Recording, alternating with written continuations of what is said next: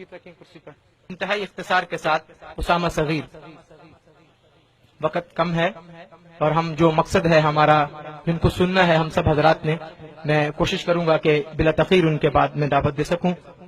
اسامہ صغیر۔ بسم اللہ الرحمن الرحیم۔ آج میں حیران ہوں، دل مضطرب و بے قرار ہے، طبیعت میں ہلچل ہے، میری سوچ تصادم کا شکار ہے، میری فکر الجھنوں میں مبتلا ہے، کیونکہ میں سمجھ نہیں پا رہا کہ میں خوش ہوں یا خوف زدہ، اور یہ دونوں باتیں میں آپ حضرات کے سامنے رکھنا چاہتا ہوں، مگر میری گزارش ہے کہ میرے صدا کو ایک شور نہ سمجھا جائے، میرے الفاظ کو محض تقریر کا نام نہ دیا جائے، میرے خیالات کو اس تقریب کا رسمی حصہ نہ کہا جائے۔ زیادہ پرانی بات نہیں کہ مجھے میرے والدین نے ایک مدرسہ میں داخل کروایا تھا۔ میں نے پوچھا ہوگا کیوں، تو مجھے یاد ہے کہ مجھے بتلایا گیا تھا کہ آپ حافظ قرآن بنیں گے، اور آپ کی بدولت والدین کو اللہ تعالیٰ قیامت کے روز ایک اعزازی تاج پہنائیں گے جس کی روشنی 14ویں کے چاند سے بھی زیادہ ہوگی۔ ایک ایسی تقریب میں پہنایا جائے گا جس کی صدارت خود اللہ تعالیٰ کریں گے، اور نظم و نسق فرشتوں کے حوالے ہوگا، اور ایک دن ایسا آنے والا ہے جس کی ہولناکی اور حساب و کتاب کے خوف سے لوگوں کے کلیجے منہ کو آ رہے ہوں گے۔ کسی رشتے کو رشتے کا، دوست کو دوست کا خیال نہ ہوگا، ماں کو بیٹے اور بیٹے کو ماں کی پرواہ نہ ہوگی۔ ایسے نفسا نفسی کے عالم میں ایک گوشہ میں ایک جماعت ہوگی جو ان تمام آفتوں سے محفوظ اور بے خبر ہوگی، اور خدا سے اس پروانے کی منتظر ہوگی کہ اب تو اس قرآن کو پڑھتا جا اور اپنی منزل پہ چڑھتا جا۔ آپ بھی اس جماعت کا حصہ ہوں گے۔ مجھے یہ بھی بتایا گیا تھا کہ آپ 10 واجب النار لوگوں کے لیے سہارا بنیں گے۔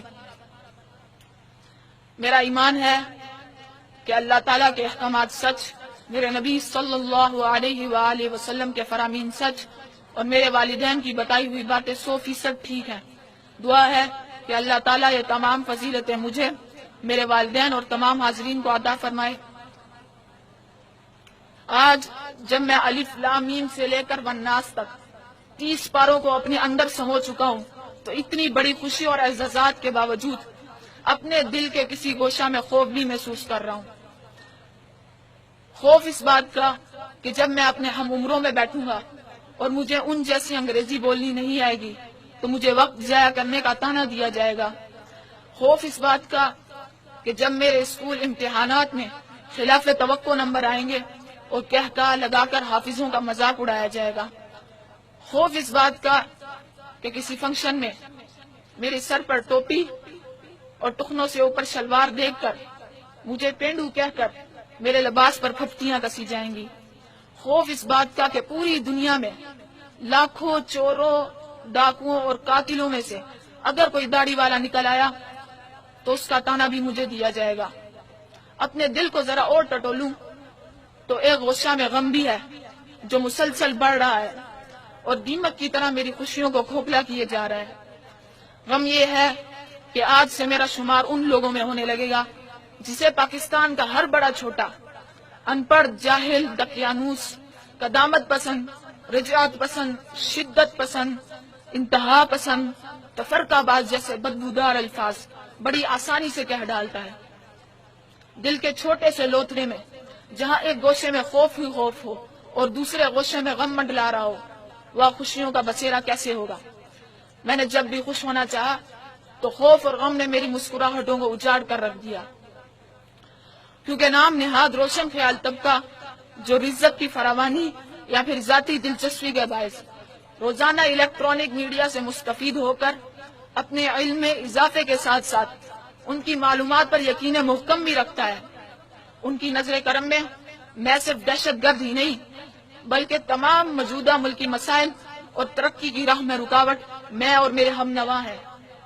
اگر آپ حضرات کی اجازت ہو اور دل پر ہاتھ رکھ کر سن سکیں تو میں یہاں تک بھی کہنے کی جسارت کروں گا کہ داڑھی، مولوی اور حافظ قرآن کے بارے میں ہمارے ہی خیالات نے اسلامی جمہوریہ پاکستان میں ایک غیر مسلم قوم کو اس قدر موقع فراہم کیا کہ انہوں نے ایک نہتے بے قصور پر اس لیے ڈنڈے برسائے کیونکہ وہ دیندار ہے، रस्सियों से बांधकर नंगे जिस्म को सरेआम घसीटा कि उसके चेहरे पे सुन्नत रसूल है। जिस्म पर तेल छिड़क कर खाकिस्तर टुकड़ों को डंडों की नोक से आसमान की तरफ उछालते रहे कि उस पे दीन इस्लाम की तबलीग का भी इल्जाम है।